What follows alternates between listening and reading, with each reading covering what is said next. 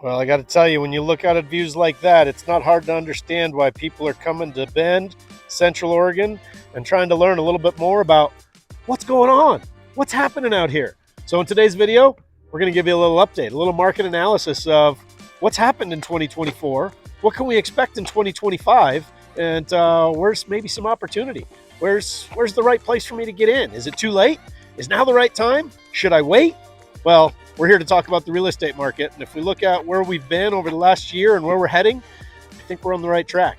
It's been an up and down year. There's a lot of stats to say where we were at a year ago and where we're at today isn't that far different. We haven't really changed that much, but we've kept business going and things are happening. Developments are happening. Inventory's up a little bit. Pricing's kind of gone up and come down, and we're kind of at a spot where who knows what the future holds. But with interest rates kind of peaking a couple of months ago, slowly starting to come back down, and we've got some projections with these changes in the White House, changes with the economic plans. Hopefully it's a right fit for you, and we want to get you all the information. So tune along as we talk about what's happened, what the trends are, and what we can expect as we go into the next few months. We're going to go take a look at that right now.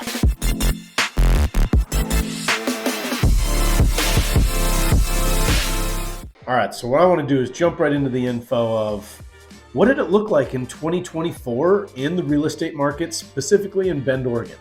So I'm going to jump into a few slides that kind of help visualize what we're seeing and what we're talking about. First one is number of listings. So as you look at this slide, you'll see three different lines. The blue one at the top is the active listings. Red one, I'm not going to pay as much attention to here, new listings, but the orange one, we want to track that's sold listings. So as we talk about active listings, we look at where we're at the end of the year, December of 2024. We don't have January data yet, so let's talk about December of 2024. We're finishing the market with 701 active listings. We see a peak. Looks like that was in August. August saw a peak of 1,019 listings. And when we talk about January, February, we look at kind of where that started last year, 456 in January and kind of the lowest point at 442. So you get a wide range of when is there a lot of inventory. We saw last year started with pretty low inventory. We saw a peak in August of what selection looked like. We've seen it kind of decline a little bit. So where does it go from here? We're kind of in that off season. In the middle of the winter, we don't see as many people listing properties. It's more of that spring and summertime thing where you see more listings. So how does that correlate to what's sold? Well, if you really look at that orange line across the bottom, our peak last year, June of 24 at 237 transactions in 1 month, December at 156, January at 142. So, we saw not a huge range in how much sales were happening. It was pretty steady. Saw a peak at the kind of middle of the summer, and that's really pretty consistent with what the market usually does. Peak selling season is, we're going to see more transactions in the middle of the summer when there's more inventory and, town's got more activity. So pretty good tell of what we see there. New listings, just to kind of hint on it, lowest point of the year, 108 in December. Highest point in the year, 430. That was in March. That's a pretty big difference as far as selection goes. And in March of last year, we really needed it. We were pretty light on inventory. January, only 164 listings. So, not a huge difference from where we're at right now, but up a little bit. So things to note. Let's go on to the next slide. So next one, we're going to talk about listing prices. And boy, that is a graphic. There's a lot of activity. It's all over the place. It's moved a lot throughout the year. And, I think a lot of things have affected that. I think a lot of things like the season, when's town busy? What's the activity like? What are interest rates doing? And how does that affect people's buying power? Selection in the market. So when we're talking about pricing, it's all about supply and demand and some of those outer influences. And there was a lot of influence throughout the year last year. So as we break down the details, that blue line, the active median price for listing price. We can look at new median list price as well at that red line, but I'm always curious, where's that sold line? And interesting to note, as we dig into the numbers, January of 24 and December of 24, pretty similar price point as a median sale price. So breaking down the numbers, last January, it was 827,000, Oh, we're talking about active listings. Break down my data, my notes here say. So that blue line, let's track that blue line at January, 827,000, the active listing price. and peaked in May and June, 899,000. Right now, 769,000. So kind of give you a range of where that was, where it is now. We're kind of seeing that lower price point right now from where it's been all year. And I think that's indicative of interest rates, the market happening the way it is, and a little bit of selection. What's the inventory look like? So new median list price peaked in April at 854,000. Now it's 749,000. So that's $100,000 difference of what the median list price was from the peak to where we're at now. And then January of 24, right about where we're at now, 749,950. So what was that active listing price last year? What is it now? We're almost the same. And that sold number, January of 24, 697,000. December of 24, 699,000. So that orange line all over the map on what season is kind of the peak season, where's the pricing, where's the transactions happening at, what's going on in the market. But that peak season for sales last year, October at 797,000. That's your sold median price in Bend. So hope that all makes sense, but there's a lot of data that makes that graph all over the place. In the end, we haven't seen it drop. We've seen it go all over the place, but from year to year, we're right about where we started, with a little bit of positive influence on what 2025 is going to bring and what interest rates might do as selection goes up and there's more choices. So let's see what else we got to talk about. I wanted to take a minute, get away from the office, and at least come show off a little bit about what this Central Oregon beauty is all about. But as I do, it's one thing I love doing, and that's making sure that people watching these videos get a chance to see what it's all about, learn a little bit about the experience, and have some resources available if you want to learn more. So as much as we want to provide you all the information, our goal is to connect with you, make sure that we learn a little bit about what your goals with real estate are, your timelines to maybe find out what's next, and your schedules to come visit. If you're already here, we'd love to help as well. So what we're going to do is offer a couple of free gifts. First one, a home buyer's guide. For those of you watching the video, they're thinking about making a move, trying to figure out what this home buying process is all about. How do I get qualified for a loan? And what are the steps to buying? How do I find out, what options are available and what a real estate agent can do for me? Well, we're happy to help connect, talk a little bit about it. You see all our information here. It's myself and Joshua Grossman with the Lifestyle in Bend team with eXp Realty, and we'd love to connect. If you're in the area and you're thinking about maybe selling, well, we're here to help with that as well. What we've done is include a home seller's guide. So if you click on that link below, you see it down in the comments. You've got it all available to you. We'd love to help connect, get you all the information. When's the right time to sell it? How do I list it? What do I need to fix? All the things that you might be thinking about if you're starting that process. So we'd love to connect. You see all our information. There's the gifts. Let's get back to the data. What's going on in Bend? All right, so as we jump back into the data, here's kind of what I want to take from that first couple slides that we look at. March was a good time of year as the inventory went, as pricing started to kind of rise a little bit, as activity certainly, kind of jumped up.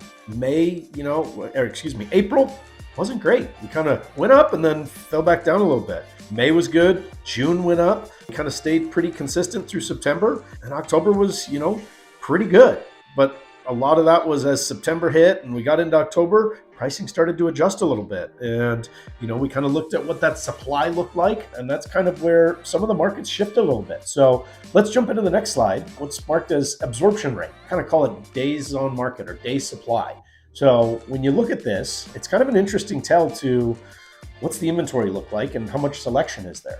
So in January of 24, 2.44 is kind of how they say, if we didn't get another listing on the market and we only could sell what we had, how long would it take to sell out based on what we've been selling and based on the averages? So in 2.44 months, we would have been sold out. We didn't have enough houses to sell to get us through more than a couple months. February, it dropped even a little bit more at 2.33. So we saw a pretty low time of the year as far as inventory, as far as selection, as far as, based on what we'd been selling, how long could we last? And thankfully, we saw a whole bunch of listings pop up in March. And with that, it kind of grew and peaked in August at 5.37, months of inventory. So more inventory. And we were selling, but as we saw in some of those last slides, it wasn't selling as fast as we were getting listings. And what we typically see is, as we kind of get to the end of the summer season, we sell what that inventory was as it kept growing, and then it starts to taper back a little bit. And where we ended at the end of the year, December, 3.64. So we've got good supply right now. We're looking better than we did last year. So there's a tell that we've kind of gotten ourselves ready for a pretty good market if anything trends like it did last year. And with administration changing hands recently, a lot of executive orders coming about improving interest rates and the housing market getting some attention. Well, that's pretty well suited for what Bend has positioned themselves to do. Development in most directions of town with new home subdivisions. The west side's got lots of that land getting finalized with what's available to build. Southeast is growing rapidly. If you haven't seen Stevens Ranch and what's going on there, the things happening in the Northeast keep continuing, and we go from there. Southwest is still a hot spot and growing and kind of seeing that appreciation. So there's a kind of a breakdown of how that slide looks with absorption rate. Now, kind of an interesting slide to examine as we talk about that inventory. Sold to listing price. So sold to listing ratio is somebody puts their house up on the market at their current asking price. How much negotiation is happening? Within that percentage of how much are we seeing a discount? How much are we seeing a change from what the selling price to what the actual closing price is? So January, it was kind of at that bottom point, pretty close to what I'd call the bottom point, and not far off from where we're at now at about 94, 95%. So January at 94.9%, bottomed officially in October at 94.4%. December, we're seeing about 94.6%. So we've kind of gone all the way up, as you see, and it peaked in June, 98%. So with all that inventory that had come on, with all that activity at that time of year, most of the houses were transacting much quicker and with much closer to asking price happening. Last slide, let's take a look at days on market. Days on market, kind of that story that tells the same thing of what we just saw on that last slide. The curve looks different because how long did it take to sell as opposed to how close to that asking price did it get? So in January, it was 67 days, 67 days on market to sell your house. Pretty average, We'd like to say it's going to sell in a week or two. That's what we all want. But on average, 60 to 90 days is what I would say it could take to sell a house, in all normal markets nationally. So January of last year, 67%. February, 76%. December, as it kind of wrapped up, 84%. 67 days, 76 days on market. In December, 84 days on market to sell your house right now. So things are staying on the market a little bit longer, and it's kind of affecting how pricing and inventory is. But it peaked, kind of matching all that information, where 36.9 days to sell your house in June last year. Will that happen again? All the indicators that we see from the administration and interest rates say there's selection coming, there's improvements with interest rates, and buying power is continuing, and I think we're going to see a pretty good selling season. It means if you're looking to sell your house, now's a great time to get it on the market. There's going to be lots of activity over the next few months. But if you're in the market to buy, well, we're at the tail end of what I find to be pretty attractive pricing. If you look at what it was peak season versus what it is now, we're in a pretty good market for the buyer side. But we know what's coming as the upcoming months happen and this town starts to fill up in the springtime, summertime. We know that things do tend to adjust. Pricing is pretty consistent with demand, and we'll see how that happens to affect selection. So stay tuned. Where do we go from here? Let's keep going. All right, let's bring this quest into Bend and this kind of information about the market to a close. We hope you enjoyed it. Our goal is to get you all the information about Bend, Central Oregon, and what's going on. We call ourselves the Lifestyle in Bend. My partner Joshua Grossman, myself Theron Heinlein. We're the Lifestyle in Bend communicators here with how we want to provide you as much as possible, but the rest is up to you. So that means tap that subscribe button.